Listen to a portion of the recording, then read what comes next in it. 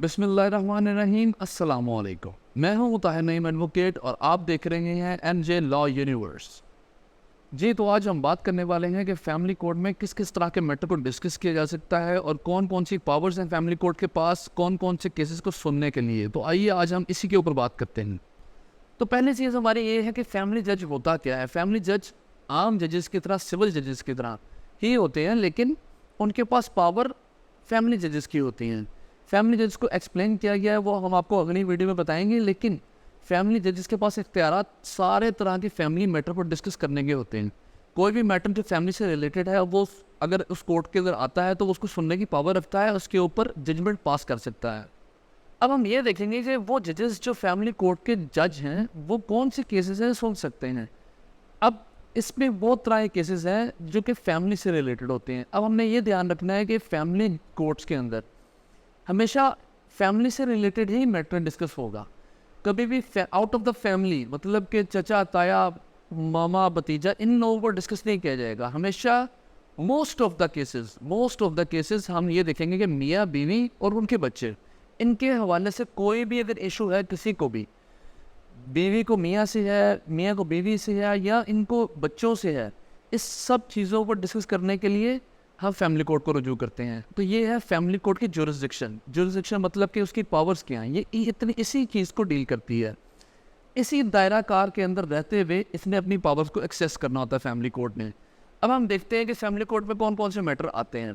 पहली चीज़ क्या है? पहली चीज़ है निकाह। निकाह से रिलेटेड अगर किसी तरह का भी कोई इशू है, कि वाइफ का कोई इशू है, निकाहनामा हमने साइन किया है, हम मानते हैं उस निकाहनामे को, मियाँ भी मानता है और बीवी भी मानती है, लेकिन वो ये कहते हैं कि हमारे इन कवाइफ में इनकी जो भी स्पेसिफिकेशंस हैं जो हमने दर्ज की है, उसके अंदर कोई ना कोई मसला आ गया है। जैसे कि नाम के अंदर कोई ना कोई ख़राबी आई है, वल्दियत में किसी ना किसी तरह की कोई मसला मसाइल आ गया है, लिखने में मौलवी ने कोई गलत लिख दिया है, उससे गलती हो गई है, या कोई हक महर की रकम के अंदर कोई चेंजिंग करनी है। इन सब मामलात के अंदर अगर हमने करेक्शन करवानी है निकाह के हवाले से, तो हम फैमिली कोर्ट को रुजू करते हैं। दूसरी चीज़ ये है कि तनसीख निकाह मियाँ या बीवी दोनों आपस में एक दूसरे के साथ नहीं रहना चाहते, तो वो डिसोल्यूशन ऑफ मैरिज का दावा दायर करेंगे इसी कोर्ट के अंदर। फैमिली कोर्ट ही डील करेगी इसे, और उसके ऊपर जिस तरह से भी जो भी मामला तय पाएंगे उसके हवाले से कोर्ट जजमेंट दे देगी। तनसीख निकाह, डिसोल्यूशन ऑफ मैरिज, ख़त्म कर रहे हैं निकाह हुआ है लेकिन हम ख़त्म करना चाह रहे हैं, इस चीज़ को कहते हैं डिसोल्यूशन ऑफ मैरिज। तीसरी चीज़ है जस्टिफिकेशन ऑफ मैरिज है तकज़ीब निकाह। अब तकज़ीब निकाह के अंदर हम ये डिस्कस करते हैं कि ये निकाह हमने किया ही नहीं है, सिरे से ही इनकारी हैं। लड़का भी कह सकता है, लड़की भी कह सकती है। किसी भी सूरत हाल पर कोई भी ग्राउंड हो सकती है इसकी कि ये ज़बरदस्ती करवाया गया है, या ये झूठा निकाहनामा है, या कुछ भी अंडर इन्फ्लुएंस है, कुछ भी हो सकता है। लेकिन हम उस निकाहनामे से इनकारी हैं, हमने वो निकाहनामा नहीं किया, ये जाली है, फ्रॉड है। इसको हम साबित करने के लिए कोर्ट में हर तरह की प्रोसीडिंग जो करते हैं वो इसी सूट के ऊपर करते हैं। इसको कहते हैं तकज़ीब निकाह, जस्टिफिकेशन ऑफ मैरिज। अब चौथी चीज़ क्या है? चौथी चीज़ है डावरी आर्टिकल्स। ये होते हैं समान जहेज़ की वापसी। मियाँ बीवी में इख्तलाफात हुए हैं, अलहदगी इख्तियार हो गई है, मियाँ जो है वो बीवी का सामान वापस नहीं कर रहा, तो उस सूरत में औरत जो है डावरी आर्टिकल्स का सूट फाइल कर सकती है फैमिली कोर्ट के अंदर। ठीक है, ये जितने भी केसेस मैं आपसे डिस्कस कर रहा हूँ, ये सारे के सारे फैमिली कोर्ट की जुरिसडिक्शन में डील होते हैं और यही सुन सकती है। अब डावरी आर्टिकल्स के अंदर हम कब जाते हैं? कि जब मर्द औरत को समान जहेज़ वापस करने से इनकारी हो जाए, सेपरेशन हो जाए, अलहदगी हो जाए, लेकिन समान जहेज़ नहीं वापस कर रहे, तो उस सूरत हाल में औरत के पास ये राइट है कि वो डावरी आर्टिकल्स का सूट फाइल करें और मर्द से उसके अपनी जो जितना भी डावरी आर्टिकल का समान जहेज़ जिसे कहते हैं हम, वो सारा क्लेम कर सकती है। वो जितना भी है वो उसकी लिस्ट तैयार होगी, वो लिस्ट तैयार होने के बाद कोर्ट में प्रेजेंट होगी। उसके ऊपर जो भी आपके स्लिप्स वगैरह लगेंगी, जो आपके प्रूफ्स हैं कि ये आपने समान जहेज़ दिया था, और जो भी मामलात हैं वो जैसे ही साबित होंगे तो उस कोर्ट से ऑर्डर कर देगी कि ये वापसी का, कि आप ये औरत को वापसी कीजिए। अगली चीज़ क्या है? अगली चीज़ है कि वाइफ और चिल्ड्रन, मतलब ये बीवी और बच्चे, इन दोनों की बेसिक ज़रूरियात अगर पूरी नहीं हो रही है तो वो क्या करें? वो मेंटेनेंस का दावा फाइल कर सकती हैं कि हमें मेंटेन नहीं किया जा रहा। वाइफ अपने लिए भी कर सकती है और अपने साथ साथ बच्चों के लिए भी फाइल कर सकती है कि खामद जो है वो बीवी का और बच्चों का ख़र्चा नहीं उठा रहा, तो उसको मेंटेन किया जाए कि वो बीवी की ज़रूरियात ज़िंदगी और बच्चों की ज़रूरियात ज़िंदगी का ख़र्चा उठाए। उसके लिए कोर्ट उसे पाबंद करे और हमारा इस चीज़ के लिए हमें रिलीफ दिया जाए। अब इसके लिए सिर्फ और सिर्फ फैमिली कोर्ट ही नहीं करती है। इसके अंदर फिर मर्द को पाबंद कर दिया जाता है कि वो औरत के और बच्चों के जितने भी अखराजात हैं, जो बेसिक ज़रूरियात हैं, उसको पूरी करने के लिए ख़ास रकम मुकर्रर कर देती है कि ये आपने हर माह इनको देने हैं। उससे उनकी बेसिक ज़रूरियात पूरी होती हैं और इस तरह से ये फैमिली कोर्ट के अंदर जो मेंटेनेंस का केस है वो इस तरह से चलता है। अगली चीज़ जो हम डिस्कस कर रहे हैं वो है कॉन्जुगल राइट्स। कॉन्जुगल राइट्स है हक़ ज़नशुई। उर्दू में से हक़ ज़नशुई कहते हैं और इंग्लिश में कॉन्जुगल राइट्स कहते हैं। अब हक़ ज़नशुई वो हक़ है जो खामद और बीवी इन दोनों का है। खामद से अगर बीवी नाराज़ होकर अपने घर चली जाती है तो वो अगर उसकी बात नहीं सुन रहा, कोई भी नहीं सुन रहा खामद की, उसके ससुराल वाले नहीं सुन रहे, उसकी बीवी नहीं सुन रही, कोई भी नहीं मान रहा इस चीज़ के लिए कि वो वापस आके अपना घर बसाए, तो उसके लिए वो कोर्ट को रुजू कर सकता है, फैमिली कोर्ट को। और फैमिली कोर्ट में ये कॉन्जुगल राइट्स का सूट फाइल कर सकता है कि मेरी बीवी को तलब किया जाए और उसे बुला के ये पूछा जाए वो क्यों अपने घर बसा नहीं रही। उसको पाबंद किया जाए कि वो आके अपने बच्चों का और अपने खामद का ख्याल रखे, उसके ज़रूरियात ज़िंदगी को पूरा करे। उसके लिए कॉन्जुगल राइट्स का दावा फाइल किया जाता है।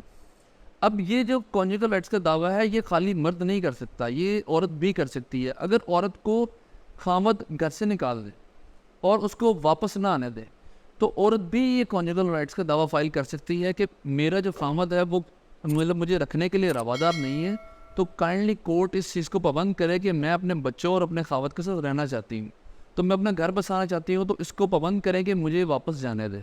तो इसके लिए कॉन्जुगल राइट्स का दावा जो फाइल किया जाता है वो इसी चीज़ को रिलीफ लेने के लिए फाइल किया जाता है। अगली चीज़ ये है कि कभी भी शादी के बाद अगर डिस्प्यूट हो खामद का बीवी का और वो ये कहें कि ये सोना जो आया है वो मेरी तरफ से आया है और वो औरत कहे कि ये वाला सोना मेरी तरफ से आया है, तो ये मुझे वापस करो और वो वाला मुझे वापस करो। अगर इस चीज़ का डिस्प्यूट आ जाए किसी भी तरह से, तो इसको क्लियर करने के लिए कि कौन सा सोने का हिस्सा मर्द का था और कौन सा औरत की फैमिली की तरफ से उसे मिला था जो कि उसे वापस मिलना चाहिए, इस चीज़ को क्लियर करने के लिए हम फैमिली कोर्ट को रुजू करते हैं। इस डिस्प्यूट को फैमिली कोर्ट ही डिस्कस करती है, कोई और कोर्ट डिस्कस नहीं कर सकती। उसके बाद आती है मेंटल टॉर्चर के हवाले से या फिज़िकल टॉर्चर के हवाले से खामद भी पटिशन फाइल कर सकता है फैमिली कोर्ट में और औरत भी फैमिली कोर्ट में पटिशन फाइल कर सकती है कि ये शख्स मुझे मेंटली बहुत टॉर्चर कर रहा है या फिज़िकली टॉर्चर करता है, तो इसको पाबंद किया जाए कि दोबारा ऐसी गलती ना हो। अगर हो तो इसके ख़िलाफ़ कानूनी कार्रवाई की जा सकती है। तो इस तरह के जितने भी केसेस हैं वो सारे के सारे फैमिली कोर्ट में ही डील होते हैं। ये आज हमने बात की है फैमिली कोर्ट से रिलेटेड। इससे मिलते जुलती एक कोर्ट है गार्डियन कोर्ट भी उसे हम कहते हैं। फैमिली कोर्ट से रिलेटेड गार्डियन कोर्ट होती है और गार्डियन कोर्ट के अंदर भी सिविल जजेस ही होते हैं, लेकिन उनको पावर गार्डियन कोर्ट की दी जाती है। अब गार्डियन कोर्ट भी डील करता है फैमिली से रिलेटेड, लेकिन वो फैमिली कोर्ट नहीं होती।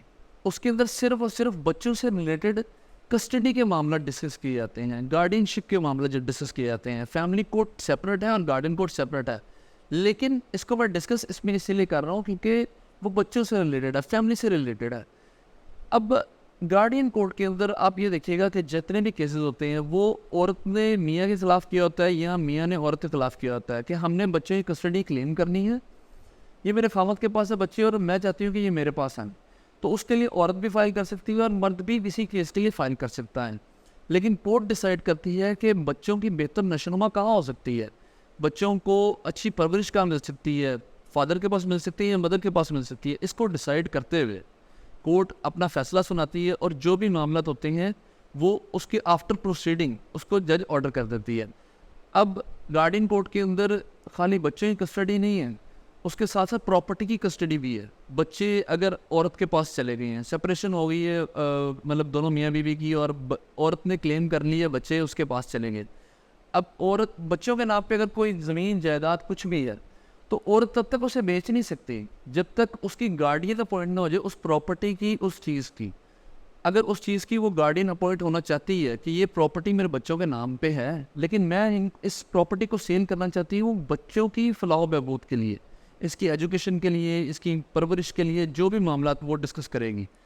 अब उसको मतलब कि वो इस केस को फाइल करेंगी गार्डियन कोर्ट के अंदर कि मैं इस प्रॉपर्टी की गार्डियन बनना चाहती हूँ जो मेरे बच्चों के नाम पे है। तो अगर कोर्ट फिट समझे उसे तो वो उसको गार्डियन अपॉइंट कर सकती है, नहीं तो रिजेक्ट भी कर सकती है कि नहीं, जब बच्चे बड़े होंगे तो वो अपनी प्रॉपर्टी को खुद क्लेम कर सकते हैं। ये तो इस वीडियो को यहाँ पे ख़त्म करते हैं, ये सोचते हुए कि आपका कोई ना कोई फ़ायदा ज़रूर हुआ होगा इस वीडियो से। अगर आपका फ़ायदा हुआ है, कोई ऐसी चीज़ आपको नॉलेज में आई है नहीं, तो आप इस वीडियो को ज़रूर लाइक कीजिएगा और मेरे पेज को सब्सक्राइब कीजिएगा। Thank you so much. अस्सलाम वालेकुम।